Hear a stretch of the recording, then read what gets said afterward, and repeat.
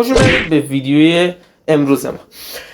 این ویدیو سایبرپانکه و هدفش چیه؟ هدف این ویدیو اینه که به شما آموزش بده، سریعترین راه رفتن رو به شما یاد بده.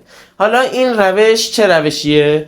آقا خیلی ها میپرن، خیلی ها دویدن عادیه، ولی شما میتونید با یه حرکت ساده تر خیلی مسافت بیشتری رو طی کنید، شاید 2-3 برابر پریدن عادی.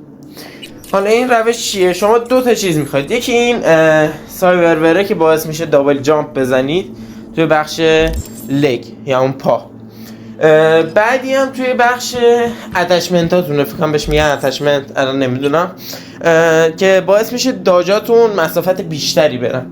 و این دوتا رو که شما گرفتید، کاری که باید بکنید به سمت جلو حرکت کنید، بدوید، داج بدید یا همون دایره رو بزنید و بلا فاصله پشت سرش 2 بار ضرب در بزنید. این بیشترین فاصله ای که میشه رو به شما میده برای طی کردن. مرسی که این ویدیو رو دیدید. لایک و ساب یادتون نره، شیر یادتون نره و تا ویدیو بعدی بدرود.